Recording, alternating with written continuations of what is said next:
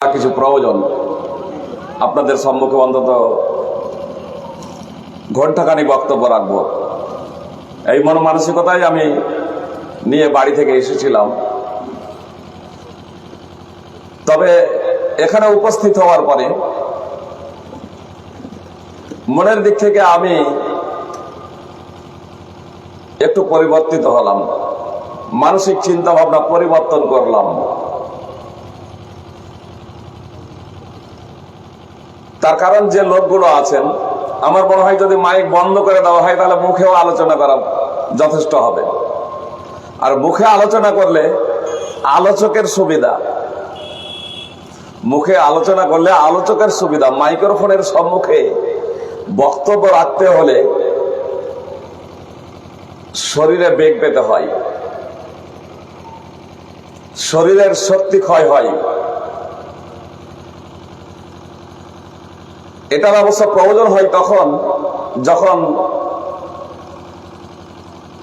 জনগণ এতটা পরিমাণে উপস্থিত থাকেন যে ডাইরেক্ট প্রত্যক্ষভাবে আলোচনা করলে মাইক্রোফোন ছাড়াই সকলের কাছে আওয়াজ পৌঁছানো সম্ভব নয়। যাই হোক, যারা উপস্থিত আছেন বা অনুপস্থিত আছেন, লাইভ হচ্ছে বা রেকর্ডিং হচ্ছে, বক্তব্য যারা শুনছেন তাদের বলবো কিছুক্ষণ অন্তত মনোযোগ দিয়ে কথাগুলো শুনবেন এবং মূল্যায়ন করবেন যে কিভাবে আমাদের সমাজ সংশোধিত হবে, আমাদের সমাজ সংশোধন কিভাবে হবে। আজকে বিভিন্ন সংগঠনের পক্ষ থেকে বিভিন্ন আলেম ওলামা, বিভিন্ন বক্তা, বিভিন্ন ক্লাব, এমনকি প্রশাসনের পক্ষ থেকেও মুসলিম অমুসলিম বিভিন্ন সংগঠনের মাধ্যম দিয়ে সমাজ সংশোধনের একটা অক্লান্ত প্রচেষ্টা চলছে। Result zero. এত প্রচেষ্টা, এত অক্লান্ত পরিশ্রম বিভিন্ন সংগঠনের মাধ্যম দিয়ে, বিভিন্ন ধর্মের মাধ্যম দিয়ে, বিভিন্ন ব্যক্তির মাধ্যম দিয়ে, এমনকি প্রশাসনের মাধ্যম দিয়ে, তারপরেও সমাজ সংশোধন হচ্ছে না কেন? এটা একটা প্রশ্ন। আপনারা তথা আমরা আরজি কর ঘটনাকে কেন্দ্র করে যে আন্দোলন দেখলাম, দেশ এবং দেশের বাইরে লক্ষ লক্ষ মানুষ আন্দোলনে অংশগ্রহণ করেছেন, এখনো কিন্তু আন্দোলন পুরোপুরি নিভে যায় নাই, এখনো আন্দোলন পুরোপুরি বন্ধ হয়ে যায় নাই। সুপ্রিম কোর্ট স্বতঃস্ফূর্তভাবে এ কেস গ্রহণ করেছেন, হাতে নিয়েছেন। 100 দিন অতিক্রান্ত হয়ে গেছে, এখন পর্যন্ত নেই এবং ইনসাফ প্রতিষ্ঠা করা সম্ভব হয় নাই। আরজি কর তথা যারা পত্র পত্রিকা পড়েছেন, টিভির পর্দায় চোখ রেখেছেন, অবগত আছেন যে হাসপাতালের ভিতরেই একজন মহিলা ডাক্তারকে ধর্ষণ করে খুন করা হয়েছে। তার নেই বিচারের জন্য, নারী নিরাপত্তার জন্য হাজারো আন্দোলন হয়েছে দেশে এবং দেশের বাইরে। সে তো এখনো নেই এবং ইনসাফ পায়নি। দেশে কিন্তু ধর্ষণ এবং খুন কমেও নি। হাজারো আন্দোলন, হাজারো প্রচেষ্টা, হাজারো পরিকল্পনা বাস্তবায়নের প্রচেষ্টা করা হয়েছে, কিন্তু নারী নিরাপত্তা কোথায়? শান্তি কোথায়? আমাদের সভ্য মানুষ কোথায়? কেন আমাদের কথা এবং আমাদের কর্মপদ্ধতিগুলো মহাশূন্যে ভাসছে, প্র্যাকটিক্যাল ফিল্ডে বাস্তবায়িত হচ্ছে না? এই ঘটনার পরে হাজারো ঘটনা ইতিমধ্যে ঘটে গিয়েছে। আপনার ধর্ষণ, খুন থেকে নিয়ে হাজারো ঘটনা ঘটেছে আমাদের পশ্চিমবাংলার বাইরে, পৃথিবীর বিভিন্ন দেশে এসব ঘটনা ঘটেই চলেছে। ছেলে মেয়েকে এই 21 শতাব্দীতে হত্যা, আপনার এই কয়েক বছরে শতাধিক ছেলে এবং মেয়েকে তন্ত্র সাধনার লক্ষ্য এবং উদ্দেশ্যে বলি দেওয়া হয়েছে। স্বামীকে স্ত্রী হত্যা করছে, স্ত্রীকে স্বামী হত্যা করছে, পিতাকে পুত্র হত্যা করছে, মাতাকে কন্যা হত্যা করছে, কন্যাকে মাতা হত্যা করছে, যায় যায় শাশুড়ি বয়ে, ভাইয়ে ভাইয়ে, পাড়া প্রতিবেশীতে এত অহরহ আমাদের দ্বন্দ্ব, ফিতনা, ফাসাদ এ অব্যাহত ধারায় চলতেই আছে। প্রায় 1450 বছর আগে মুহাম্মদ সাল্লাল্লাহু আলাইহি সাল্লামের নবী এবং রাসূল হওয়ার আগে মক্কা তথা আরবের মাটিতে এত জুলম অত্যাচার ছিল না, এত কুসংস্কার এবং এত অধঃপতন ছিল না। যে যুগটাকে আমরা জাহেলিয়াতের যুগ বলছি, সেই যুগেও কিন্তু এত অধঃপতন ছিল না। আপনার ছেলেদেরকে হত্যা করা হতো না, পিতামাতাকে হত্যা করা হতো না, সেখানে কচি মেয়েদেরকে হত্যা করা হতো, কেবলমাত্র মেয়েদেরকে হত্যা করা হতো। আর আজকে এই 21 শতাব্দীতে যাকে আমরা বিজ্ঞানের যুগ বলছি, এই বিজ্ঞানের যুগে তো আপনার ছেলেকেও বলি দেওয়া হচ্ছে। স্বামী স্ত্রীকে হত্যা করছে, স্ত্রী স্বামীকে হত্যা করছে, ছেলে মেয়ে মা বাবাকে হত্যা করছে, মা বাবা ছেলে মেয়েকে হত্যা করছে। এই অহরহ ঘটনা ঘটছে। মুহাম্মদ সাল্লাল্লাহু আলাইহি সাল্লাম নবী এবং রাসূল হলেন ওই জাহেলিয়াতের যুগে অন্ধকারাচ্ছন্ন সময়ে মুহাম্মদ সাল্লাল্লাহু আলাইহি সাল্লাম সমাজ সংশোধনকারী হিসেবে আবির্ভূত হলেন। আল্লাহ তাআলা মানুষের মধ্যে হইতে মুহাম্মদ সাল্লাল্লাহু আলাইহি সাল্লামকে নির্বাচন করেছিলেন। আমি খুব সংক্ষিপ্ত ভাবে আপনাদের সম্মুখে কথা তুলে ধরছি। মুহাম্মদ সাল্লাল্লাহু আলাইহি সাল্লাম নবী এবং রাসূল হলেন। এমন কোন শিক্ষা, এমন কোন প্রশিক্ষণ, এমন কোন তারবিয়াত, এমন কোন পদ্ধতি অবলম্বন করেছিলেন মুহাম্মদ সাল্লাল্লাহু আলাইহি সাল্লাম, যে সেই বর্বর জাতি, সেই কুসংস্কারে হাবুডুবু খাচ্ছিল যে জাতি নারী জাতিকে হত্যা করেছিল, সেই জাতির নিকটে মহিলা জাতি উন্নতির চরম শিখরে মর্যাদা সম্পন্ন অবস্থায় কখনো রাজকন্যা, তো কখনো রাজ রানী, তো কখনো রাজমাতা হিসেবে তারা সম্মান এবং মর্যাদা পেল। এমন কোন ফুক ফুকে দিয়েছিলেন রাসূলুল্লাহ সাল্লাল্লাহু আলাইহি সাল্লাম সেই আরবের মাটিতে, যার ছোঁয়া এখনো কিছুটা আপনার, যার ছোঁয়া এখনো কিছুটা রয়ে গেছে, এখনো কিছুটা রয়ে গেছে। বিশ্বের মানুষ তা দেখে আমরা মূল্যায়ন করে যদি বাস্তবিকই প্রকৃত অর্থেই যদি আমরা সমাজ সংশোধন চাই, আমরা যদি চাই আমার মা এবং বোনেদের নিরাপত্তা, আমরা যদি চাই ধর্ষণ, খুন, লুট সমাজ থেকে বিলুপ্তি হোক, আমরা যদি চাই ন্যায় এবং ইনসাফ সমাজে প্রতিষ্ঠিত হোক, আমরা যদি চাই মানুষ মানুষকে একে অপরকে স্নেহ এবং শ্রদ্ধা করতে শিখুক, তাহলে মুহাম্মদ সাল্লাল্লাহু আলাইহি সাল্লামের ওই ফর্মুলা আমাদেরকে গ্রহণ করতে হবে। একটি উদাহরণ দিতে হলে আপনাদের বুঝতে সুবিধা হবে। এই 21 শতাব্দীতেও আপনার মসজিদে নববী তথা মসজিদে হারামে প্রায় দৈনিক 8-10 লক্ষ মানুষ নামাজ পড়েন, 5 ওয়াক্তের নামাজ পড়েন। 24 ঘন্টা মানুষ মসজিদে হারামে যাতায়াত করেন। দিনে রাতে প্রায় 24 ঘন্টা, রাত্রি 12টা, 1টা, 2টো, 3টা, জি সব সময় মানুষ আপনার মসজিদে হারামে কাবাকে প্রদক্ষিণ করার লক্ষ্য এবং উদ্দেশ্যে মানুষ যাতায়াত করতেই আছে। আপনার রাত্রি 10টা বলুন, 11টা বলুন, 12টা বলুন, 1টা, 2টা, সব সময় আপনার অনবরত আপনার মসজিদে হারামকে প্রদক্ষিণ করেন, তাওয়াফ করেন। পুরুষ এবং মহিলা প্রায় 8-10 লক্ষ মানুষ মসজিদে হারামে প্রায় প্রতিদিন রাত যাতায়াত করছেন। সেখানে আপনি পাবেন না কোন নারীকে ধর্ষণ করা হয়, কোন নারীকে বলাৎকার করা হয়, কোন নারীকে অপহরণ করা হয়, কাউকে খুন করা হয়, এটা পাবেন না। এমনকি কোন নারীকে ছেড়ছাড় করা হয়, এটাও পাবেন না। এসব তো দূরের কথা, কোন নারীকে কটূক্তি পর্যন্ত করা হয় না। কেন? আমার এখানে জালসা শুনতে এসে মেয়ে কেউ অপহরণ করা হচ্ছে, যে আমার এখানে জালসা করতে এসে বা জালসায় উপস্থিত হয়ে অথবা মন্দিরে বা মণ্ডপের সম্মুখে আপনার নারীদেরকে বলাৎকার করা হচ্ছে, গায়ে কেরোসিন ঢেলে দিয়ে তাদেরকে হত্যা করা হচ্ছে, ধর্মীয় উপাসনালয়ে পর্যন্ত তারা সুরক্ষিত নয়। আপনারা দেখেছেন আসারাম বাপুয়া, রাম রহিম, গুরমিত সিং এর ঘটনা আপনারা অবগত আছেন। বাপ সেজে মেয়েকে কিভাবে ধর্ষণ করছে। আপনার গুজরাটে একজন মা তার কচি মেয়েকে 57 বছরের একজন শিক্ষকের হাতে তুলে দিচ্ছে। প্রাথমিক বিদ্যালয়ের শিক্ষক, 57 বছরের সেই শিক্ষকের হাতে দাদা তুল্য, নানা তুল্য সেই শিক্ষকের হাতে মা তুলে দিচ্ছে আপনার পঠন পাঠনের জন্য, শিক্ষার জন্য। আর সেই 57 বছরের শিক্ষক সেই মেয়েটাকে ধর্ষণ করে আপনার হত্যা করছে। এই ধরনের ঘটনা তো আমাদের ভারতে অহরহ ঘটছে। আপনার সৌদি আরবের মাটিতে নেই কেন? সেখানে আপনার দিনে এবং রাত্রে যে কেউ যদি 50 মিটার দূর থেকে মসজিদে হারামে যাতায়াত করে, তো কেউ আপনার 500 মিটার, কেউ 1 কিলোমিটার, কেউ 2 কিলোমিটার, কেউ 3 কিলোমিটার দূর থেকেও আপনার দিনে রাতে 24 ঘন্টা প্রায় মানুষ যাতায়াত করে। বলবেন ফাইজি সাহেব আপনি 24 ঘন্টা বলছেন, রাত্রি 12টায় 1টাতেও কি যায়? জি, রাত্রি 12টায় 1টাতেও যায়।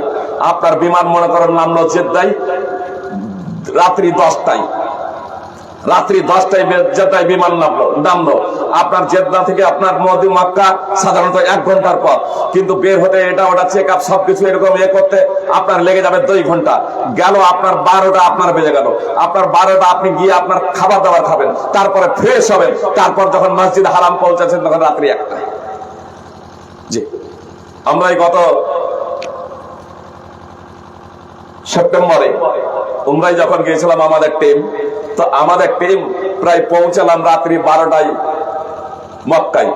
আমরা সিদ্ধান্ত নিলাম যে রাত্রি 12টা বেজে গিয়েছে, খাওয়া দাওয়ার পরে খুব বেশি বিশ্রাম হবে না, আবার ফজরে উঠতে হবে। তার থেকে ভালো খাওয়া দাওয়া সেরে নিয়ে ফ্রেশ হয়ে গিয়ে খাওয়া দাওয়া সেরে আমরা সোজা মসজিদে হারাম চলে যাব। তাওয়াফ কমপ্লিট করে নেওয়ার পরে ফজরের নামাজ পড়ে আমরা ঘুমাবো। তাই আমরা করলাম। আমাদের তাওয়াফ আপনার উমরাও কমপ্লিট হলো, তাওয়াফ সাই কমপ্লিট হয়ে গেল, আপনার ফজরের নামাজ পড়ে তারপরে তখন আমরা বিশ্রাম নিলাম। এইভাবে শুধু আমরা না, আপনার হাজার হাজার মানুষ রাত্রি 12টা, 1টা, 2টা আপনার হোটেল থেকে আপনার মসজিদে হারাম যায়। কোন জায়গাতে নারীদেরকে ছেড়ছাড় করা হয় না। আপনার মসজিদে নববীতে একই অবস্থা। সুপ্রিয় ভাই এবং বোন, আমি আপনাদের বলি, আপনার মুজদালিফা আপনার কুরবানির ঈদের আগের দিন, আপনার এখনই সেই তারিখটা বলা সম্ভব নয়। তাহলে এতটুকু বলি যে কুরবানির দিনের আগের রাত্রে যুলহিজ্জা মাসের যখন চাঁদ দেখা দেবে, 9 যুলহিজ্জা সূর্য অস্তমিত হওয়ার পরে মুজদালিফার মাঠে খোলা আকাশের নিচে একই ছাদের তলায় প্রায় 20 লক্ষ যুবক এবং যুবতী, পুরুষ এবং মহিলা রাত্রি যাপন করে, বিশ্রাম করেন। একই ছাদের নিচে বলতে আপনার একটা ঘরের আমি কথা বলছি না। বলবেন যে কত বড় ঘর আছে যে 20 লক্ষ নর নারী, যুবক এবং যুবতী আবার একই ছাদের নিচে তারা অবস্থান করে।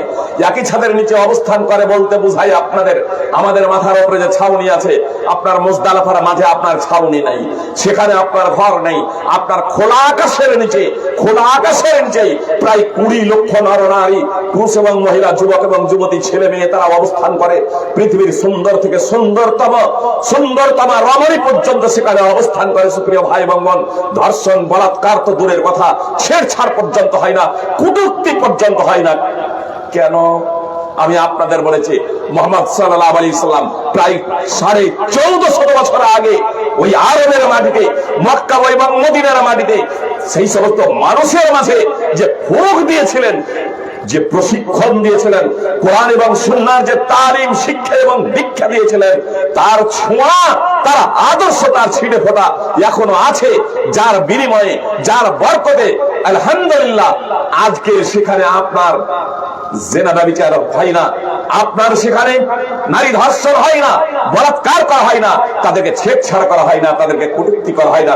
হোটেল থেকে একজন নারী একাই যদি যায়, একজন যুবতী একাই যদি যায়, আপনার পূর্ণ নিরাপদের সহিত, পূর্ণ নিরাপত্তার সহিত সে যাতায়াত করে, কোনো সমস্যা হয় না। কিন্তু আজকে আমার এখানে আপনার হাসপাতালের ভিতরেই বলুন, আর স্কুল, আপনার মাঠে ঘাটে, আপনার সরকারি চাকরিজীবী বলুন আর সাধারণ মানুষ, নিজের সঙ্গীর কাছেও সেই নিরাপদ না। এটা পত্র পত্রিকার মাধ্যমে আমরা অবগত আছি। সুপ্রিয় ভ্রাতৃবৃন্দ, আমি প্রশাসনের কর্মকর্তা, তথা বিভিন্ন সংগঠনের যারা কর্মী এবং আলেম ওলামা যারা সমাজ সংশোধনের কাজ করছেন, তাদেরকে আমি বিনীত অনুরোধ করব, কয়েক মিনিট কথা একটু মনোযোগ দিয়ে শুনুন। কয়েক মিনিট। সুপ্রিয় ভাতৃবৃন্দ, আমরা যে সমাজ সংশোধন করতে চাই, আসলে বিভিন্ন ব্যক্তিকে নিয়ে সমাজ গড়ে ওঠে, একাধিক ব্যক্তিকে নিয়ে পরিবার হয়, আর বিভিন্ন পরিবার নিয়ে আবার সমাজ গড়ে ওঠে। এক কথায় বিভিন্ন মানুষের একত্রে বসবাস। মানুষ মাত্রই সামাজিক জীব। মানুষের স্বভাব ধর্মই হলো সংঘবদ্ধ হয়ে বসবাস করা। এখন এই সংঘবদ্ধ জীব মানুষ, আমরা মানুষ হিসেবে আমাদের করণীয় কি? প্রথমত আমাদের মাঝে এই উঁচ নিচ, ভেদাভেদ, জাতি প্রথা এই সবগুলোকে ভেঙে চুরমার করে দিতে হবে। অন্যথায় আমাদের মাঝে হিংসা এবং বিদ্বেষ এগুলো হতেই থাকবে। 21 শতাব্দীতেও একটি বেঞ্চে বসার কারণে উঁচ নিচ, জাত প্রথায় বর্ণ বৈষম্য আজকেও বিরাজমান। যে কারণে আপনার একজন উচ্চ শ্রেণীর মানুষের কাছে নিম্ন শ্রেণীর মানুষ, যেটা মানুষের তৈরি জাতপাত প্রথা, এই প্রথার কারণে একজন উচ্চ শ্রেণীর মানুষ যে নিজেকে উচ্চ শ্রেণীর ভাবে নিম্ন শ্রেণীর মানুষের নাকে ঘুষি মেরে রক্তপাত করেছে। আপনার সাদা কালোকে কেন্দ্র করে ঝগড়া বিবাদ এসব অব্যাহত ধারায় চলছে। এক টিউবওয়েলের পানি, এক কুয়ার পানি পান করাকে কেন্দ্র করে ঝগড়া বিবাদ চলছে। এটা হলো মানুষের তৈরিকৃত বিধান।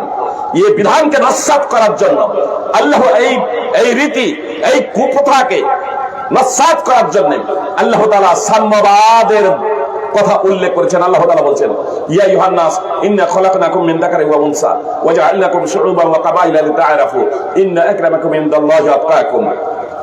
সূরা হুজুরাত 49 নম্বর সূরা 13 নম্বর আয়াতের অংশ বিশেষ।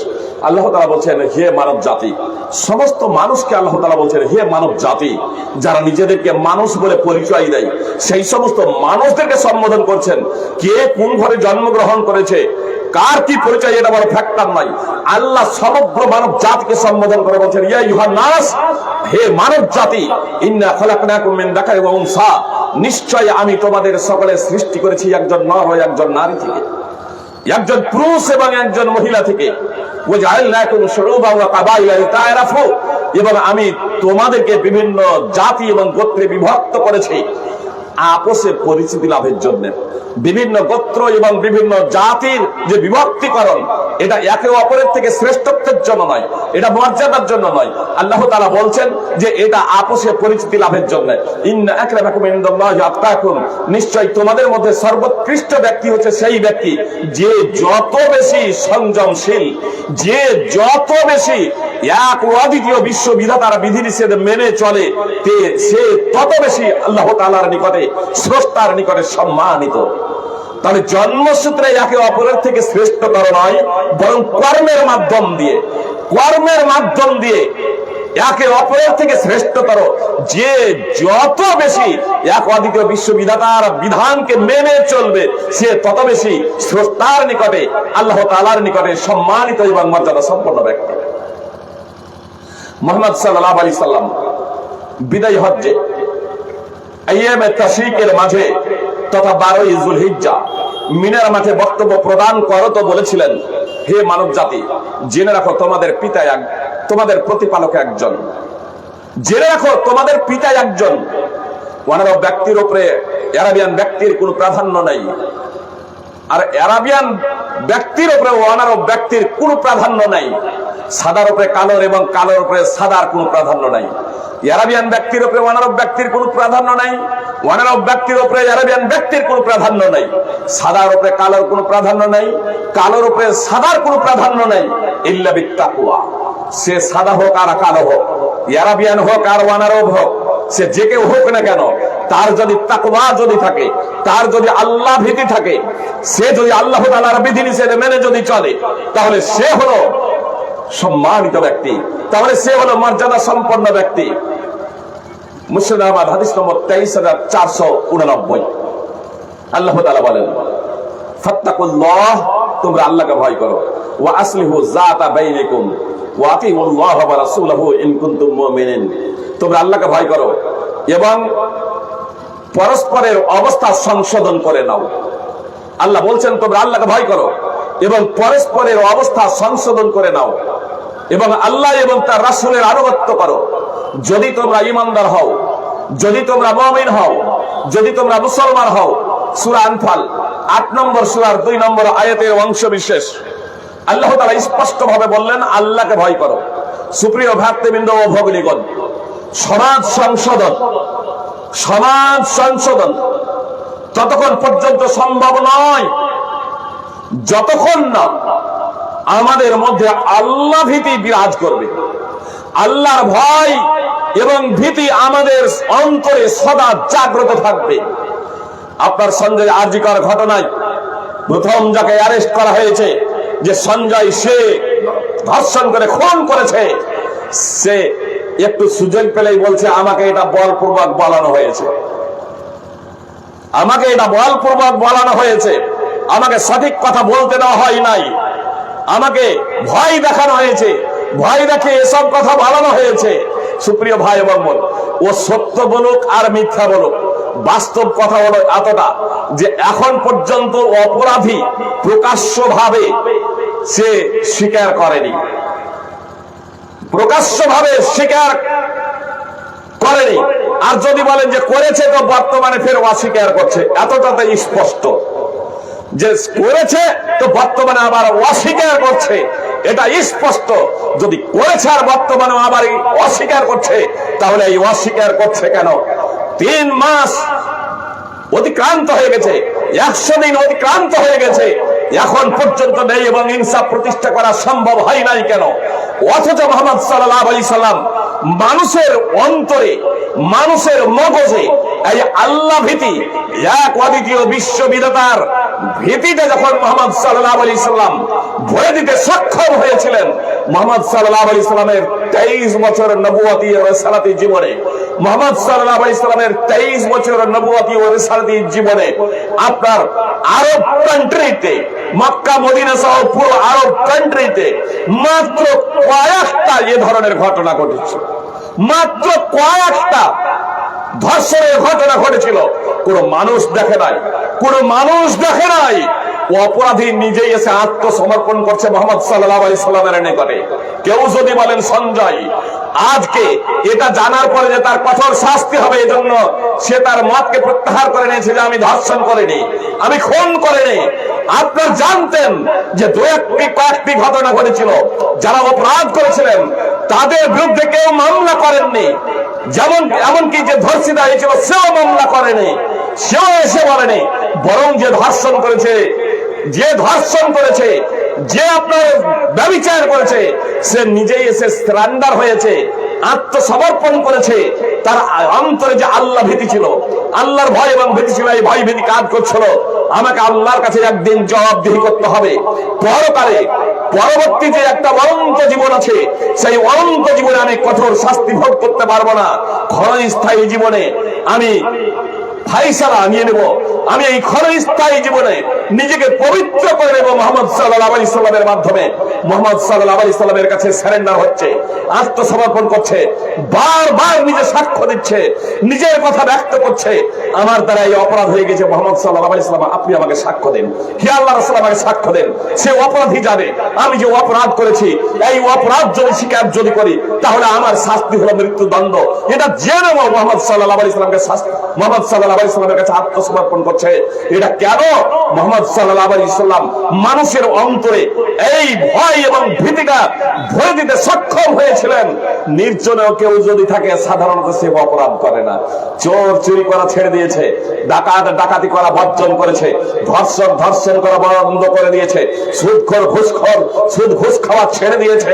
সমাজ পুত পবিত্র, একেবারে পবিত্রময় সমাজ, সামাজিক অবস্থা পুরো চিত্র পরিবর্তন হয়ে গেছিল। সুপ্রিয় ভাই এবং বোন, এক অপরকে কষ্ট দেওয়া তো দূরের কথা, এক অপরকে প্রতারণা ধোঁকা দেওয়া তো দূরের কথা, আপনার যে কয়েকটা ঘটনা ঘটেছিল, এ ঘটনাও এরা কালেমায়ে শাহাদাত করেছে, যে করছে একজন মুসলমান এমনটি না সাধারণ ভাবে, আসলে চোর মুসলমান হয়ে গিয়েছে, চোর মুসলমান হয়ে গিয়েছে, অপরাধী মুসলমান হয়ে গিয়েছে।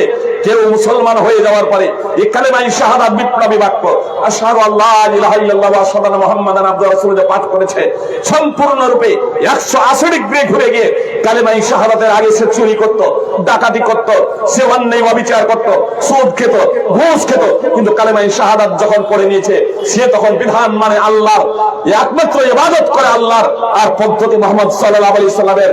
আর চুরি নয়, আর ডাকাতি নয়, আর সুদ নয়, আর ঘুষ নয়, অন্যায় অবিচার নয়, মানসিক দুঃখ কষ্ট নয়, আর্থিক কেলেঙ্কারি নয়। নিজেকে একবারে সম্পূর্ণরূপে পবিত্র জীবন গড়ার জন্য সার্বিকভাবে তারা তৈরি করতেন। সুপ্রিয় ভাই এবং বোন, একটা উদাহরণ দিই তাহলে বুঝতে পারবেন। আবু হুরায়রা রাদিয়াল্লাহু তাআলা আনহু বর্ণনাকারী, ইন্না ফুলানা ইউসাল্লি বিল-লাইল, আবু হুরায়রা রাদিয়াল্লাহু তাআলা আনহু বলছেন যে একজন ব্যক্তি এসে আল্লাহ রাসূল সাল্লাল্লাহু আলাইহি সাল্লামকে বলল, নিশ্চয়ই অমুক ব্যক্তি রাত্রে নামাজ পড়ে। ইদা আসবাহা সারাকা, ইদা আসবাহা সারাকা, আর যখন একটু ফর্সা হয় তখন চুরি করতে বের হয়ে যায়। রাত্রে নামাজ পড়ে আর একটু যখন ফর্সা হয় তখন চুরি করতে বের হয়ে যায়। তো মুহাম্মদ সাল্লাল্লাহু আলাইহি সাল্লাম বললেন, ইন্নাহু সায়ানহাহু মা তাকুল, তুমি যা বলছো তাকে তা থেকে বিরত রাখবে। অর্থাৎ তুমি যে বলছো যে ও নামাজ পড়ে, তো তার নামাজ তাকে বলবে তোর দ্বারা চুরি করা সাথে ঘটেছিল। তাই আসলে চোর মুসলমান হয়েছে, মুসলমান চুরি করছে এমনটি না, চোর মুসলমান হয়ে গেছে, যার পেশা ছিল চুরি করা। এখন প্রথমেই কেউ 180 ডিগ্রি করে গিয়েছে, চুরি করা প্রথম থেকেই একেবারে বন্ধ, বিন্দু মাত্র আর চুরি করে না। কিন্তু কেউ ইসলাম কবুলের পরেও 180 ডিগ্রি না ঘুরে সে একটু পরিবর্তন হয়েছে, তখন এর দ্বারা এবার চুরি করাটা স্বাভাবিক। তো মুহাম্মদ সাল্লাল্লাহু আলাইহি সাল্লাম বলছেন যে সে যেহেতু নামাজ পড়ছে, ওর নামাজ ওকে বলবে তোর দ্বারা চুরি করা যাবে না। মুহাম্মদ সাল্লাল্লাহু আলাইহি সাল্লামের জীবদ্দশাতে ঘটেছিল তাই। সুতরাং মুহাম্মদ সাল্লাল্লাহু আলাইহি সাল্লামের জীবদ্দশাতে দেখুন, মদে যারা হাবুডুবু খেত, আজকে আমাদের সমাজ মদ, জুয়া, লটারি ইত্যাদিতে একেবারে হাবুডুবু খাচ্ছে, অনেক মানুষ মদের জন্য মারা যাচ্ছে। সুপ্রিয় ভ্রাতৃবৃন্দ, এই সমাজ সংশোধিত হবে কিভাবে? যেখানে মদের লাইসেন্স দেয়, মদ উৎপাদনকারীকে পুরস্কৃত করা হয়, আপনার মদ যারা সাপ্লাই দেয় তাদেরকে লাইসেন্স দেওয়া হয়, আর মদ খেয়ে যারা মারা যায় তাদের ফ্যামিলিকে আবার পুরস্কৃত করা হয়, তাদের ফ্যামিলিকে আবার আপনার অর্থ প্রদান করা হয়। সুপ্রিয় ভাই এবং বোন, তাহলে মদ বন্ধ হবে কি করে? সুপ্রিয় ভ্রাতৃবৃন্দ, মুহাম্মদ সাল্লাল্লাহু আলাইহি সাল্লামের জীবদ্দশাতে দেখুন, যে জিনিসটা হারাম তার উৎপাদন হারাম, তার বিক্রয় হারাম, তা পানাহার করাও হারাম। সুপ্রিয় ভ্রাতৃবৃন্দ, যে আরবের মানুষেরা মদে হাবুডুবু খাচ্ছিল, আনাস রাদিয়াল্লাহু তাআলা আনহু বলছেন, যখন মদ হারাম হয়ে গেল তখন আমি আবু তালহা রাদিয়াল্লাহু তাআলা আনহুর বাড়িতে লোকেদেরকে মদ পান করাচ্ছিলাম, মদ সেবন করাচ্ছিলাম। যখন আল্লাহ রাসূল সাল্লাল্লাহু আলাইহি সাল্লামের পক্ষ থেকে একজন ঘোষক যখন ঘোষণা দিতে শুরু করলেন, আলা আলা ইন্নাল খামরা কাদ হুররিমাত, জেনে রাখো নিশ্চয়ই মদ হারাম করে দেওয়া হয়েছে। যখন এই কথা ঘোষণা দিতে শুরু করলেন একজন ঘোষক রাসূল সাল্লাল্লাহু আলাইহি সাল্লামের পক্ষ থেকে, তখন আবু তালহা আনাসকে বলছেন, উখরুজ, বেরিয়ে দেখো তো এই ঘোষণাটা কিসের। আনাস রাদিয়াল্লাহু তাআলা আনহু বাইরে বের হয়ে দেখলেন, ঘোষণা শুনলেন। ঘোষণা শোনার পরে আবু তালহাকে বলছেন যে আল্লাহ রাসূল সাল্লাল্লাহু আলাইহি সাল্লামের পক্ষ থেকে একজন ঘোষণাকারী ঘোষণা দিচ্ছেন, জেনে রাখো মদ হারাম করে দেওয়া হয়েছে। তখন আবু তালহা, যারা মদ খাচ্ছিলেন ওই মুহূর্তে, আবু তালহা বলছেন, আনাস বের হও, ফারিকহা, এবং এই মদগুলো ঢেলে ফেলে দাও। ফাজারাত ফি সিকাকিল মদিনা, মদিনার অলিতে গলিতে, মদিনার রাস্তায় রাস্তায় সেদিন মদের স্রোত প্রবাহিত হয়ে গিয়েছিল। সহিহ বুখারী হাদিস নম্বর 4620। সুপ্রিয় ভ্রাতৃবৃন্দ, শুধু একটা আওয়াজ, একটা বাক্য কানে এসে পৌঁছাচ্ছে, দ্বিতীয়বার সেটাকে যাচাই বাছাই করারও তারা প্রয়োজন মনে করেনি। আপনার আওয়াজ এসে পৌঁছেছে, মদ হারাম করে দেওয়া হয়েছে, মদ নিষিদ্ধ করে দেওয়া হয়েছে। এ বাক্য শোনা মাত্রই সুপ্রিয় ভাই এবং বোন, আপনার সাহাবায়ে কেরাম আপনার মুআদকে এমন ভাবে ঢেলে ফেলে দিলেন যে মদিনার অলিতে গলিতে আপনার মদের স্রোত প্রবাহিত হয়ে গিয়েছিল। বুঝতে পারছেন এ থেকে যে মদিনার মানুষ মদ পানে কত আসক্ত ছিল। এই আসক্তি মদ পানে তাদেরকে মদ পান ছাড়াতে বেশি সবাই লাগেনি। সুপ্রিয় ভাতৃবৃন্দ, এটা কিভাবে হয়েছিল, কেমন হয়েছিল? সুপ্রিয় ভাই এবং বোন, মুহাম্মদ সাল্লাল্লাহু আলাইহি ওয়াসাল্লামের পক্ষ থেকে মাত্র একটি ঘোষণা, আর আজকে আমাদের পক্ষ থেকে নানা ধরনের পদক্ষেপ গ্রহণ করা হচ্ছে, কিন্তু এই পদক্ষেপ সমস্ত মহাশূন্যে ভাসছে। এটা কেন হচ্ছে জানেন?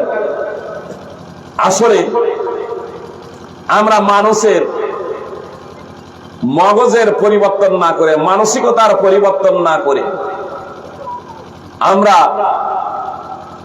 ডাইরেক্ট মানুষটাকে পরিবর্তন করতে চাচ্ছি। এটা সম্ভব না। আজকে যেটা দেখছেন, একটু সুযোগ পেলেই ও অপরাধ করবে। মানুষ অপরাধ প্রবণে অভ্যস্ত। মানুষ পাপ কাজ করতে উৎসাহিত হয় শয়তানের দ্বারা। শয়তান চাই সদা সর্বদা এ পৃথিবীতে মানুষ পাপ করে যাতে জাহান্নামী হয়। আর আমরা শয়তানের সঙ্গে বন্ধুত্ব পেতে নিজেদের সমাজ সংশোধন করবো, এটা সম্ভব না। আমি এজন্য বলি, আজ বিভিন্ন যে সংগঠন আছে, বিভিন্ন আপনার সংগঠনের নেতা কর্মীরা আছেন, আপনার বিভিন্ন বক্তা আছেন, আপনার বিভিন্ন প্রতিষ্ঠান আছে এবং প্রতিষ্ঠানের কর্ণধাররা রয়েছেন, বিভিন্ন আলেম ওলামা এবং বক্তা রয়েছেন, ইমাম রয়েছেন। আমি প্রথমে বলবো আপনাদের, আমরা যদি মাদ্রাসা কমিটি, আমরা যদি মসজিদ কমিটি, আমরা যদি বক্তা, আমরা যদি ধর্মীয় পণ্ডিত, আমরা যারা সংগঠন করি, সংগঠনের নেতৃবৃন্দ এবং যারা কর্মী, সর্বপ্রথম আমরা নিজেদেরকে সংস্কার এবং সংশোধন করে নেব। আমরা কোন প্রকারের অন্যায় করব না। প্রথমত আমাকে স্টার্ট করতে হবে 100% সৎ মানুষ হবো আমি। সুপ্রিয় ভাতৃবৃন্দ, এই যদি উদ্যোগ যদি আমরা নিতে পারি, তাহলে আমার কথাও সমাজে কার্যকর হবে, সমাজের মানুষ মেনে চলবে। সুপ্রিয় ভাই এবং বোন, এবং আমি আমার মিশনে সাকসেসফুল হব, সফল হব। মুহাম্মদ সাল্লাল্লাহু আলাইহি সাল্লাম মুহাম্মদ সাল্লাল্লাহু আলাইহি সাল্লামকে আল্লাহ তাআলা নির্দেশ দিচ্ছেন যে তুমি নামাজ পড়ো, তোমার পরিবারকে নামাজের নির্দেশ দাও। ওয়ামুর আহলাকা বিসসালাতি ওয়াসতাবির আলাইহা। আল্লাহ তাআলা মুহাম্মদ সাল্লাল্লাহু আলাইহি সাল্লামকে বলছেন, তুমি তোমার পরিবার পরিজনকে নামাজের নির্দেশ দাও এবং তুমি নিজেও নামাজে অবিচল থাকো, অব্যাহত ধারায় তুমিও নামাজ পড়তে থাকো। এই নয় যে তুমি মাঝে মাঝে নামাজ পড়বে আর পড়বে না, অব্যাহত ধারায় নামাজ পড়তে থাকো। সূরা তাহা 20 নম্বর সূরার 132 নম্বর আয়াত। তাহলে মুহাম্মদ সাল্লাল্লাহু আলাইহি সাল্লাম হচ্ছে দায়ী। মুহাম্মদ সাল্লাল্লাহু আলাইহি সাল্লাম বিশ্ব মানবের পথপ্রদর্শক। মুহাম্মদ সাল্লাল্লাহু আলাইহি সাল্লাম বিশ্ব মানব জাতির জন্য নবী এবং রাসূল, পথপ্রদর্শক। মুহাম্মদ সাল্লাল্লাহু আলাইহি সাল্লামকে আল্লাহ তাআলা নির্দেশ দিচ্ছেন যে তুমি নিজে নামাজ পড়ো, পরিবার পরিজনকে নামাজ পড়ার নির্দেশ প্রদান করো। ইসমাঈল আলাইহিস সালামের কথা আল্লাহ তাআলা পবিত্র কোরআনে উল্লেখ করেছেন, ওয়া কানা ইয়ামুরু আহলাহু বিস-সালাতি ওয়াজ-যাকাত ওয়া কানা ইনদা রাব্বিহি মারদিয়্যা। সূরা মারইয়ামের 55 নম্বর আয়াত। আল্লাহ তাআলা বলেন যে ইসমাঈল আলাইহিস সালাম তার পরিবার পরিজনকে নামাজ এবং যাকাতের নির্দেশ দিতেন। শুধু লোকদেরকে বলতেন এমনটি না যে তোমরা যাকাত দাও, বরং নিজের পরিবার পরিজনকেও বলছেন যাকাত দাও, নামাজ পড়ো, যাকাত দাও। ইসমাঈল আলাইহিস সালাম তার প্রতিপালকের কাছে ছিলেন সন্তোষ প্রাপ্ত। আপনার নবী এবং রাসূল ইব্রাহিম আলাইহিস সালাম, ইয়াকুব আলাইহিস সালামকে দেখুন, আল্লাহ তাআলা পবিত্র কোরআনে বলছেন, ওয়া ওয়াসা বিহা ইব্রাহিম বানিহি ওয়া ইয়াকুব ইয়া বানিয়া ইন্নাল্লাহা আস্তাফা লাকুমুদ-দীন ফালা তামুতুন্না ইল্লা ওয়া আনতুম মুসলিমুন। সূরা বাকারা 2 নম্বর সূরার 132 নম্বর আয়াত। ইব্রাহিম আলাইহিস সালাম এবং ইয়াকুব আলাইহিস সালাম তাদের সন্তানদের তোমাদের জন্য দ্বীনকে, ইসলামকে তোমাদের জন্য মনোনীত করেছেন, ইসলামকে তোমাদের জন্য নির্বাচন করেছেন। ফালা তামুতুন্না ইল্লা ওয়া আনতুম মুসলিমুন, অতএব তোমরা মুসলিম না হয়ে মৃত্যুবরণ করো না। তাহলে নবী এবং রাসূল হওয়া সত্ত্বেও তারা নিজেদের সন্তান এবং সন্ততিদের উপদেশ দিচ্ছেন। আল্লাহ তাআলা মুহাম্মদ সাল্লাল্লাহু আলাইহি ওয়াসাল্লাম এবং নবী রাসূলদের নির্দেশ দেওয়ার মাধ্যমে মূলত উম্মতে মুসলিমাকে জানিয়ে দিচ্ছেন, স্পেশাল ভাবে এই উম্মতে মুসলিমাকে নির্দেশ দিচ্ছেন আল্লাহ তাআলা, ইয়া আইয়ুহাল্লাযীনা আমানু কু আনফুসাকুম ওয়া আহলিকুম নারা। হে ঈমানদারগণ, তোমরা তোমাদের পরিবার পরিজনদের তোমরা তোমাদের নিজেদের এবং পরিবার পরিজনদের আগুন থেকে বাঁচাও। ওয়াকুদুহান নাস ওয়াল হিজারা, যার ইন্ধন হবে, যার জ্বালানি হবে মানুষ এবং পাথর। সূরা তাহরিম 66 নম্বর সূরার 6 নম্বর আয়াত। আমরা বলছি, এখন আমি বক্তা মনে করুন, আমি এখন আলোচনা করছি, আমি বলছি যে আমাদেরকে সৎ হতে হবে, আমাদেরকে কোরআন এবং সুন্নাহর মৌলিক জ্ঞান প্রত্যেকেই অবশ্যই শিখতেই হবে। কিন্তু আমি যদিও শিখেছি, মনে করুন আমি আমার সন্তান সন্ততি ছেলে মেয়েকে কোরআনের ইসলামের মৌলিক জ্ঞান শিক্ষা দেই না, তো সমাজের কাছে তার কি বার্তা যাবে? আমি মাদ্রাসা খুলেছি, জনগণকে বলছি আপনাদের ইসলামের মৌলিক শিক্ষা শিখাতেই হবে। এখন আমি আলেম মাদ্রাসায় শিক্ষকতা করছি, আমি তো শিখেছি কিন্তু মৌলিক শিক্ষা নিজের ছেলে মেয়েকে শিক্ষা দিই না। মাদ্রাসার কমিটি নিজের ছেলে মেয়েকে মৌলিক শিক্ষা দিই না। কিভাবে সমাজ সংশোধন হবে? সুপ্রিয় ভাবতে, সমাজ সংশোধনের জন্য অন্যতম বিষয় হলো যে সর্বপ্রথম নিজেকে পরিবর্তন হতে হবে, নিজের সংস্কার এবং সংশোধন করতে হবে সুপ্রিয় ভাই বন্ধুগণ। তারপরে অন্যের কাছে এই বার্তা পৌঁছে দিতে হবে। আজ বিভিন্ন সংগঠন আছে, বিভিন্ন ক্লাব আছে, তারা চাই লোকের সংশোধন, কিন্তু নিজেরা সংশোধন। আজকে অনেক বক্তাও আছে যে নামাজ পড়েন, সঠিক টাইমে নামাজ পড়েন, কিন্তু ও নিজেই নামাজ পড়েন না, নিজেই নামাজ পড়ে না। এমনও বক্তা আছে, সমস্ত বক্তা নয়, এমন কিছু বক্তা আছে সুপ্রিয় ভাই বন্ধুগণ। তাহলে এদের দ্বারা সমাজের কি পরিবর্তন হবে? আসলে এরা হচ্ছে ব্যবসায়ী, এরা ব্যবসায়ী। আমাকে আপনাকে সঠিক বিষয়টা অবগত হতে হবে। মুহাম্মদ সাল্লাল্লাহু আলাইহি সাল্লাম সমাজ পরিবর্তনের জন্য কি করেছিলেন? আল্লাহ তাআলা মুহাম্মদ সাল্লাল্লাহু আলাইহি সাল্লামের উপর ওহী অবতীর্ণ করলেন।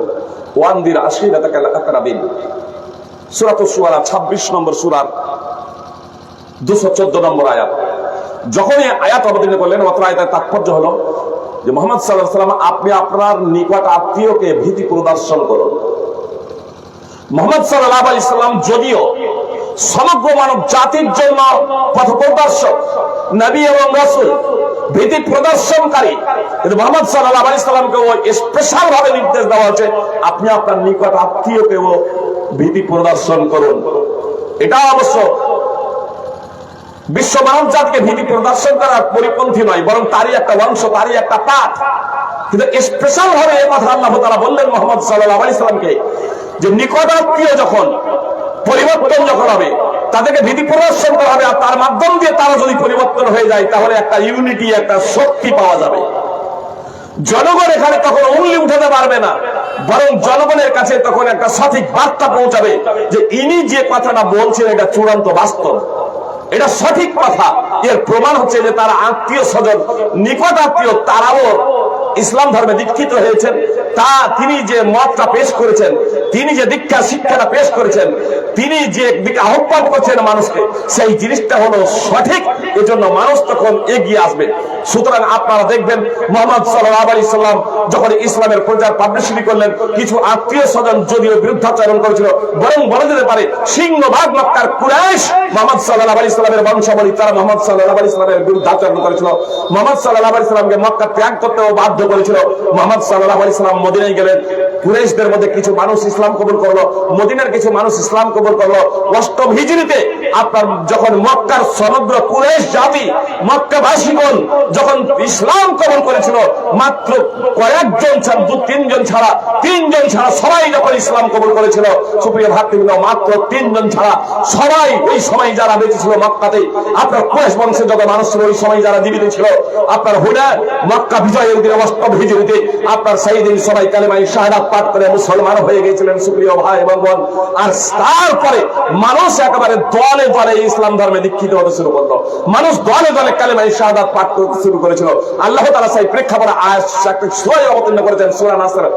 ইয়াদখুলুনা ফি দীনিল্লাহি আফওয়াজা, মানুষ দলে দলে ইসলামে প্রবেশ করে, মানুষ দলে দলে ইসলামে প্রবেশ করে। এটা কখন হলো? যখন মক্কা বিজয়ে মক্কার মানুষেরা, যখন কুরাইশরা, মুহাম্মদ সাল্লাল্লাহু আলাইহি ওয়াসাল্লামের আত্মীয় স্বজনেরা কালেমায়ে শাহাদাত পড়ে যখন মুসলমান হয়ে গেল, তখন অন্যান্য আপনার জায়গার লোকেরা, দূর দূরান্তের লোকেরা যখন অবগত হলো যে কুরাইশ বংশের সকলে, মক্কার সমস্ত মানুষ কালেমায়ে শাহাদাত পড়ে মুসলমান হয়ে গেছে, তখন মুহাম্মদ সাল্লাল্লাহু আলাইহি ওয়াসাল্লাম যে ধর্মটা পেশ করেছিলেন, সেই ধর্মটা মানুষ খুব সহজে দ্রুত গতিতে তারা কালেমায়ে শাহাদাত পড়ে আপনার ইসলাম ধর্মে দীক্ষিত হতে শুরু করেছিলেন। আজকে আমাদের মুসলিমদের কারণে কিছু মানুষ ইসলাম থেকে দূরে সরে আছে। সুপ্রিয় ভাতৃবৃন্দ, আপনার সৌদি আরবে এই বিগত কয়েক বছরে 3.5 লক্ষ মুসলমান কালেমা শাহাদাত পাঠ করে মুসলমান হয়েছেন। আপনার যারা চাকরি করতে গিয়েছেন, চাকরি করছেন, বিভিন্ন ব্যবসার জন্য গিয়েছেন, আপনার ইংল্যান্ডে থেকেও, আমেরিকাতে থেকেও, জাপানে থেকেও, ফ্রান্সে থেকেও আপনার মানুষ কালেমায়ে শাহাদাত পাঠ করে বর্তমানে মুসলমান হচ্ছেন। আপনার এই 2024 এই রমাদানের আগে হার্ভার্ড বিশ্ববিদ্যালয়ের বিজ্ঞানী হেনরি ক্লাসেন, স্টিম সেল ওষুধের উদ্ভাবক হেনরি ক্লাসেন, মার্কিন বিজ্ঞানী, আপনার হার্ভার্ড বিশ্ববিদ্যালয়ের বিজ্ঞানী ডক্টর হেনরি ক্লাসেন, তিনি কালেমায়ে শাহাদাত পাঠ করে মুসলমান হয়ে পূর্ণ গত রমাদানে আপনার পূর্ণ 1 মাস রোজা রেখেছেন। এভাবে আপনার জাপানের বিজ্ঞানী আতোশি কামালা আকুরা, তিনি কয়েক বছর হলো কালেমায়ে শাহাদাত পাঠ করে মুসলমান হয়েছেন। আপনার ইংল্যান্ডের কোটিপতি আপনার মাইকেল আলফি বেস্ট আপনার 2 বছর হলো তিনিও কালেমায়ে শাহাদাত পাঠ করে মুসলমান হয়েছেন। এইভাবে মানুষ আজ ইসলাম ধর্মে দীক্ষিত হয়েছে। ইসলামের বাস্তবতার কারণে সুপ্রিয় ভাই এবং বোন, দুর্ভাগা এবং হতভাগা জাতি হচ্ছে এই মুসলিম জাতি। এই মুসলিম জাতি আজকে আমরা ইসলামকে বুঝতে পারলাম না, নিজেরা নিজেদের সংস্কার এবং সংশোধন করলাম না। সুপ্রিয় ভাই এবং বোন, কথা আমি এই গভীর রাত্রে দীর্ঘায়িত করছি না, আমি শুধু আপনাদের কাছে মাত্র কয়েক মিনিট বলছি, কথা একটু মনোযোগ দিয়ে শুনবেন। আবু দারদা রাদিয়াল্লাহু তাআলা আনহু বর্ণনাকারী, সমাজ সংশোধনের জন্য এই বিষয়গুলো খুবই গুরুত্বপূর্ণ। আবু দারদা রাদিয়াল্লাহু তাআলা আনহু বর্ণনাকারী, রাসূলুল্লাহ সাল্লাল্লাহু আলাইহি ওয়াসাল্লাম বলেছেন, আলা উখবিরুকুম বিআফদালা মিন দারাজাতি সিয়ামি ওয়াস সালাতি ওয়াস সাদাকা, আমি কি তোমাদের এমন বিষয়ে সংবাদ দেব না যা নামাজ, রোজা, সাদকা, যাকাত থেকে অতীব উত্তম? নামাজ, রোজা, যাকাত, দান, খয়রাত থেকে অতীব উত্তম। বলো, বালা ইয়া রাসূলুল্লাহ। সাহাবায়ে কেরাম বলছেন, হে আল্লাহর রাসূল বলুন। তখন মুহাম্মদ সাল্লাল্লাহু আলাইহি ওয়াসাল্লাম বললেন, ইসলাহু যাতিল বাইন, পরস্পরে ফায়সালা, মীমাংসা করা, সংশোধন করা, দুইজন ব্যক্তির মাঝে, স্বামী স্ত্রীর মাঝে, দুইজন ব্যক্তির মাঝে, সমাজের মাঝে সংশোধন করানো হচ্ছে এত পুণ্যের কাজ, এত গুরুত্বপূর্ণ নেকির কাজ যে মুহাম্মদ সাল্লাল্লাহু আলাইহি সাল্লাম বলছেন, নামাজ, রোজা, যাকাত থেকেও এটা হচ্ছে অতীব উত্তম। ইসলাহু যাতিল বাইন, সমাজ সংশোধন করাটা, মীমাংসা করাটা, সমাজে ন্যায় এবং ইনসাফ প্রতিষ্ঠা করা, এটা হচ্ছে নামাজ, রোজা, যাকাত থেকেও অতীব উত্তম। ও ফাসাদ যাতিল বাইনে আল হালিকা, আবু দাউদের হাদিস, মুসলিম আহমদের হাদিস, ফাসাদ যাতিল বাইনে হিয়াল হালিকা ভাবাত্তায়াক। মুহাম্মদ সাল্লাল্লাহু আলাইহি সাল্লাম বললেন যে আপোষে ঝগড়া বিবাদ করা, আপোষে সুসম্পর্ক নষ্ট করা, আপোষে সুসম্পর্ক নষ্ট করা, আপোষে ঝগড়া বিবাদ করা, এটা হলো ধর্মকে বিনাশ করার নামান্তর। এটা হলো ধর্মকে বিনাশ করার নামান্তর। সুনানে আবু দাউদ হাদিস নম্বর 4919, সুনানে তিরমিজিতে হাদিস রয়েছে হাদিস নম্বর 2509, সেখানে রয়েছে সালাহু যাতিল বাইন। নবী সাল্লাল্লাহু আলাইহি ওয়াসাল্লাম বলেন যে নামাজ, রোজা, দান, খয়রাত থেকেও অতীব উত্তম হলো সালাহু যাতিল বাইন, পরস্পর সংশোধন করা। স্বামী স্ত্রীর মাঝে ঝামেলা আছে, তারা আপোষে যদি সংশোধন করে নিতে পারে, এটা নামাজ, রোজা থেকেও অতীব উত্তম, দান, খয়রাত থেকেও এটা অতীব উত্তম। যে বাপ বেটা, মাতা কন্যা, যায় যায় শাশুড়ি বয়ে পাড়া প্রতিবেশীতে যে আপোষ ঝামেলা আছে, এই ঝামেলাগুলো যদি আমরা যদি মিটিয়ে নিতে পারি, বলেন মিটাতে হবে। মুহাম্মদ সাল্লাল্লাহু আলাইহি সাল্লাম বলেন এগুলো নামাজ রোজা দান খায়রাত থেকেও অতীব উত্তম। ও ফাসাদ যাতিল বাইনা হিয়া হালাকা, তার কারণ হলো পরস্পর সুসম্পর্ক নষ্ট করার অর্থই হলো ধর্মকে বিনাশ করা, ধর্মকে নষ্ট করা।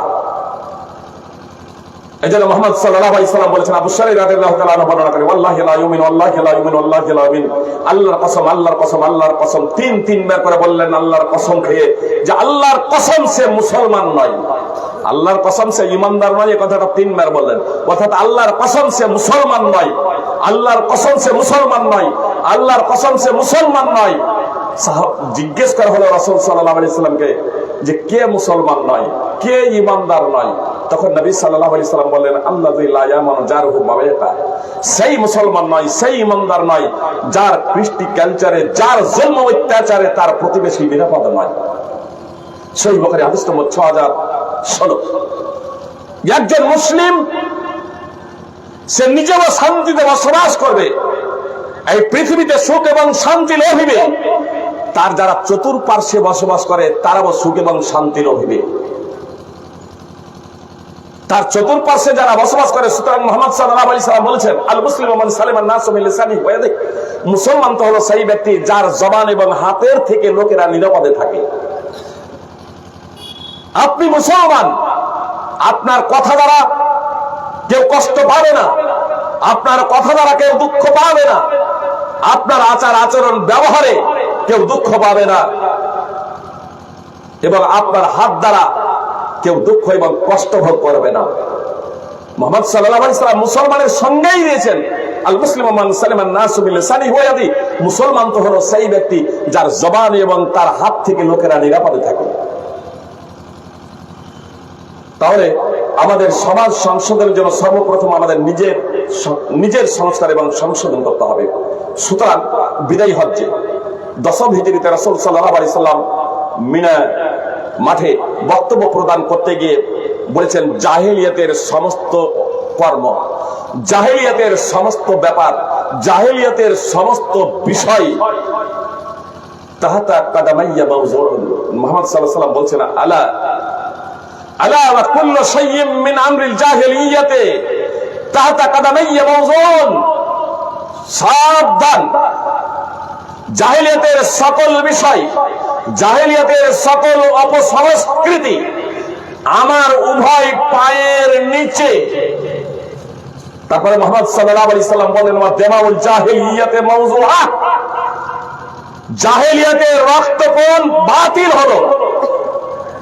মুহাম্মদ সাল্লাল্লাহু আলাইহি সাল্লাম এটা বাতিল করতে গিয়ে সর্বপ্রথম মুহাম্মদ সাল্লাল্লাহু আলাইহি সাল্লাম বলেন, সর্বপ্রথম আমি আমার বংশের ইবনে রাবিয়া বিন হারিসের রক্তপণ বাতিল করছি। যে ইবনে রাবিয়া বানু সাদ গোত্রে শিশু অবস্থায় পোষ্য ছিল, হুযাইল গোত্রের লোকেরা তাকে হত্যা করেছিল।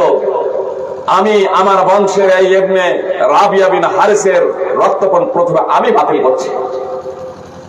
সুদ, জাহেলিয়াতের যত সুদ আছে সবকে বাতিল করা হলো, আর আমি সর্বপ্রথম আমার বংশের আব্বাস বিন আব্দুল মুত্তালিবের সকল সুদকে বাতিল করলাম, সকল প্রকারের সুদ বাতিল।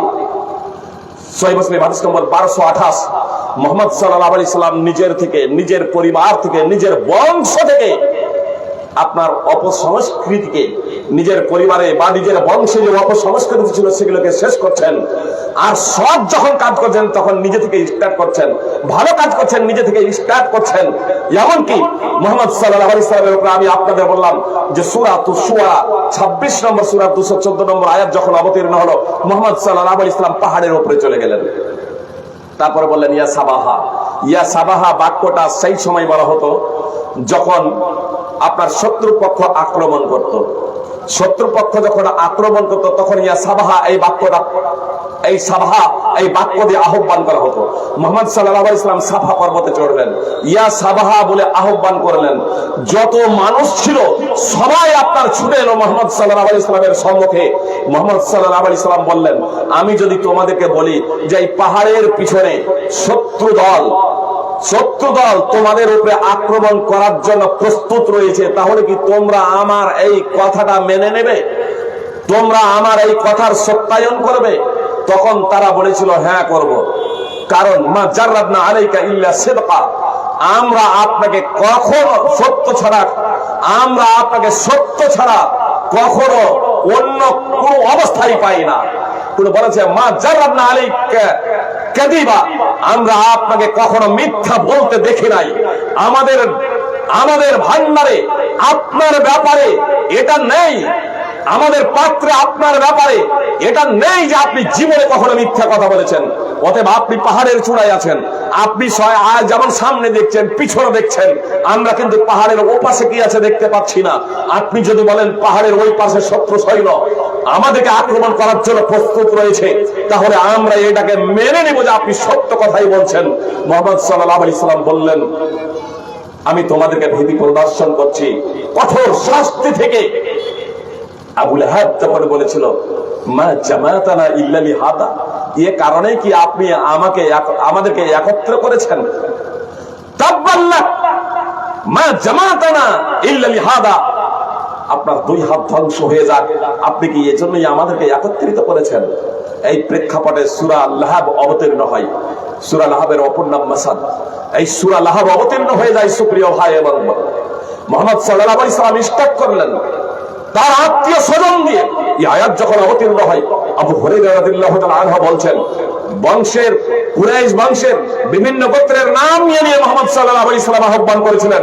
এমনকি আপন চাচা আব্বাস বিন আব্দুল মুত্তালিবের নাম নিয়ে আহ্বান করেছিলেন, হে আমার চাচা, নিজেকে আপনি বাঁচান জাহান্নামের আগুন থেকে, আল্লাহর নিকট আপনার জন্য আমি কিছুই করতে পারবো না।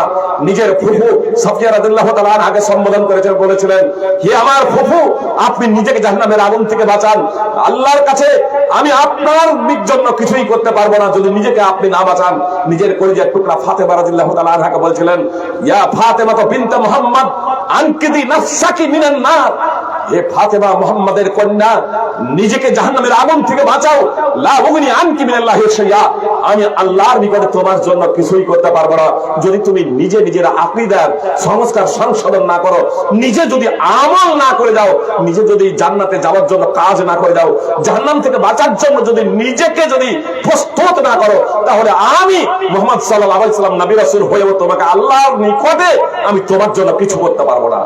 সহিহ বুখারী হাদিস নম্বর 4771, সহিহ মুসলিম হাদিস নম্বর 204 এবং 6। মুহাম্মদ সাল্লাল্লাহু আলাইহি ওয়াসাল্লাম আত্মীয় স্বজন থেকে সমগ্র মানব জাতিকে সমাজ সংস্কার এবং সংশোধনের জন্য কাজ করেছিলেন, যার বদৌলতে আপনার যে সমাজে নারী জাতিকে কুদৃষ্টিতে দেখা হতো, মেয়েদেরকে জীবন্ত প্রতীত করা হতো, সেই সমাজে নারীরা মর্যাদা পেল আপনার রাজকন্যা হিসেবে, রাজরানী হিসেবে, রাজমাতা হিসেবে। সুপ্রিয় ভাই এবং বোন, বৃদ্ধাশ্রম আজকেও নেই সেই বদৌলতে সৌদি আরবের মাটিতে। আর আবার ভারত এবং পাকিস্তান এবং বাংলাদেশ আছে মুসলমান, কিন্তু আপনার সেই ছোঁয়া, সেই আদর্শ, সেই সংশোধিত সমাজ, সেই সুন্দরতম সমাজ নেই। কেন? মুহাম্মদ সাল্লাল্লাহু আলাইহি ওয়াসাল্লাম যে শিক্ষা এবং দীক্ষা দিয়েছিলেন, সৌদি আরবের মানুষেরা সেটাকে গ্রহণ করেছিলেন এবং এখন করে আছেন। সাহাবায়ে কেরাম, তাবেঈন, তাবা তাবেঈন করেছিলেন। আস্তে আস্তে মানুষ যত দূরত্ব অবলম্বন করেছে মুহাম্মদ সাল্লাল্লাহু আলাইহি ওয়াসাল্লামের ইন্তেকাল থেকে, যত দূরত্ব অবলম্বন করেছে, এক দ্বিতীয়ত কোরআন এবং সুন্নাহ সম্পর্কে যথার্থ জ্ঞান না রাখার কারণে এ মুসলিম জাতি আমরা জন্মগত শুধু মুসলমান হয়ে গেছি, কোরআন এবং সুন্নাহর আলোকে যেহেতু আমরা মুসলিম হই নাই, কোরআন এবং সুন্নাহ জেনে যেহেতু আমরা সেই অনুযায়ী চলার অঙ্গীকারবদ্ধ হই নাই, এজন্য আজ মুসলিম সমাজ কুসংস্কারে জর্জরিত। মুসলিম সমাজের সমস্ত সমস্ত অপরাধ, সমস্ত অপসংস্কৃতি আজ রয়েছে, যেমন মুসলিম সমাজে অপসংস্কৃতি এবং কুসংস্কার রয়েছে, মুসলিম সমাজে অপসংস্কৃতি এবং কুসংস্কৃতি রয়েছে।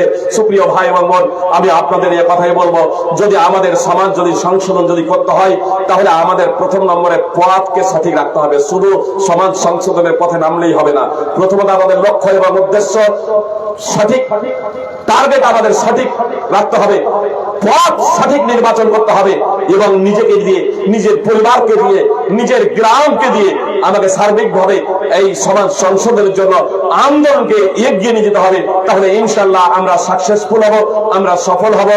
পরিশেষে আমি নিজেকে এবং আলেম ওলামা যারা আছেন তাদেরকে বলবো যে আমরা আসুন সর্বপ্রথমত আমরা নিজেরাই নিজেদের সংস্কার এবং সংশোধন করে নিই, নিজেদের পরিবার পরিজনকে সংশোধিত করার লক্ষ্য এবং উদ্দেশ্যে সার্বিক প্রচেষ্টা করি। সাথে সাথে আমাদের সমাজ, আত্মীয় স্বজন, পাড়া প্রতিবেশীর সংস্কার এবং সংশোধনের জন্য আমরা প্রচেষ্টা করি। এটা দুটো নীতিতে হবে। এক, আল্লাহর ভয়ভীতি আমাদের অন্তরে বিরাজ করবে, এর জন্য আমাদেরকে সেই ঈমানী শিক্ষা, কোরআন এবং সুন্নাহর সেই শিক্ষা, যে শিক্ষা মুহাম্মদ সাল্লাল্লাহু আলাইহি ওয়াসাল্লাম সাহাবাদের হৃদয়ে ফুঁকে দিয়েছিলেন, সেই শিক্ষাটা এখনো আছে পবিত্র কোরআন এবং সুন্নাহয়। আমাদের আলেম ওলামাদের দায়িত্ব, কর্তব্য হলো তা যথাযথভাবে জেনে নিজের জীবনে তা বাস্তবায়ন করা, পারিবারিক জীবনে এবং সামাজিক জীবনে বাস্তবায়নের জন্য সার্বিকভাবে প্রচেষ্টা করা। সাথে সাথে যারা অমুসলিম ভাই যারা আছেন তথা মুসলিম ভাই সাধারণ ভাই যারা আছেন তাদেরকে বলবো, মরতে একদিন হবেই। এই ক্ষণস্থায়ী জীবনের পশ্চাতে না ছুটে, ক্ষণস্থায়ী জীবনের পশ্চাতে অন্ধের মতো না ছুটে, বরং আসুন, এক অদ্বিতীয় বিশ্ববিধাতা আছেন। এই পৃথিবী, আকাশ, গ্রহ, নক্ষত্র, এ সবগুলো অনর্থক আল্লাহ তাআলা সৃষ্টি করেননি। আমাদেরকে এক বিশেষ লক্ষ্য এবং উদ্দেশ্য নিয়ে সৃষ্টি করেছেন। মানব জাতি উৎকৃষ্টতর অবয়বে মানব জাতিকে সৃষ্টি করেছেন, আর পৃথিবীতে যা কিছু আছে সবকিছুকে মানুষের জন্য সৃষ্টি করেছেন। অতএব আসুন আমরা সকলেই এক অদ্বিতীয় বিশ্ববিধাতার দাসত্বকে স্বীকার করে নিই। কালিমা শাহাদাত আশহাদু আল্লা ইলাহা ইল্লাল্লাহ ওয়া আশহাদু আন্না মুহাম্মাদান আবদুহু ওয়া রাসূলুহু পাঠ করে আমরা বিশ্ববিধাতার বিধানকে বাস্তবায়নের জন্য সার্বিক প্রচেষ্টা করি। যদি আমরা এই গুটি কয়েক কথা যে আপনাদের সম্মুখে ব্যক্ত করলাম, এই কথাগুলোকে আমরা যদি অন্তরের অন্তঃস্থল থেকে মেনে নিতে পারি, তাহলে ইনশাআল্লাহ পার্থিব জগতেও সুখ এবং শান্তি আমরা লভিব এবং মৃত্যুর পরেও অনন্ত জীবন যে লাভ করব, সেই জীবনের সুখ এবং শান্তি ইনশাআল্লাহ আমরা লাভ করব। সর্বোপরি এই পৃথিবীর মাটিতে এক সামাজিক অবস্থা আমাদের পরিবর্তন হবে। সমাজ পরিবর্তনশীল, সামাজিক অবস্থা পরিবর্তনশীল, কিন্তু এটা আস্তে আস্তে কুসংস্কারের দিকে এগিয়ে যাচ্ছে। আস্তে আস্তে সমাজের অধঃপতন ঘটছে। মানুষ সভ্য হওয়ার পরে আবার অসভ্যতার দিকে দ্রুত গতিতে ছুটে যাচ্ছে। এই মানুষকে আবার সভ্য করে গড়ে তুলতে পারে আপনার সুশিক্ষা। সক্রেটিসের জন্য বলেছিলেন, The education without religion is barbarism.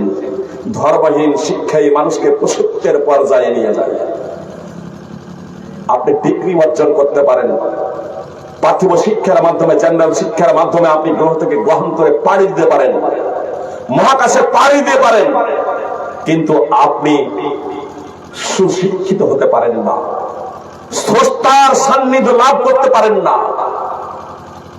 আপনার আমেরিকা বলুন, জাপান বলুন, ইংল্যান্ড বলুন, সৌদি ছাড়া অন্যান্য দেশ বলুন, সেখানে আপনি বৃদ্ধাশ্রম পাবেন। যে মা বাবা নিজের সর্বস্বকে বিলিয়ে দিয়ে সন্তানকে লালন পালন করলো, সেই মা বাবাকে ঘাড় ধাক্কা দিয়ে বের করে দিচ্ছে। আপনার উন্নত দেশ যাদেরকে আমরা বলছি, সেই উন্নত দেশ, শিক্ষিত দেশ বলে যাদেরকে আমরা আখ্যায়িত করেছি, সেই সমস্ত জায়গাতে আপনার বৃদ্ধাশ্রম গড়ে উঠেছে কেন? আপনার এই সুশিক্ষা বর্জিত শিক্ষার কারণে। এজন্য আপনারা জেনারেল শিক্ষায়ও শিক্ষিত হন, আপনার ডাক্তার হন, ইঞ্জিনিয়ার হন, ব্যারিস্টার হন, ব্যবসায়ী হন, আপনার মহাকাশে পাড়ি দিন, গ্রহ থেকে গ্রহান্তরে ছুটে চলুন, গবেষণা করুন, শিক্ষা অর্জন করুন। আমি বলবো সাথে সাথে ইসলামের যে মৌলিক জ্ঞান, যে কারণে যার মাধ্যমে আমরা সুশিক্ষিত হতে পারবো, ছেলে মেয়েরা তথা আমাদের পরবর্তী প্রজন্ম ছোটদেরকে স্নেহ করতে শিখবে, বড়দেরকে শ্রদ্ধা করতে শিখবে, নারীদেরকে মেয়ে হিসেবে, বোন হিসেবে, রানী হিসেবে, মাতা হিসেবে সম্মান করতে শিখবে, ছোটদের স্নেহ, বড়দের শ্রদ্ধা করতে শিখবে, মানুষ মানুষকে শ্রদ্ধা করতে শিখবে, একে অপরের জন্য নিজের জীবনকে উৎসর্গ করতে শিখবে।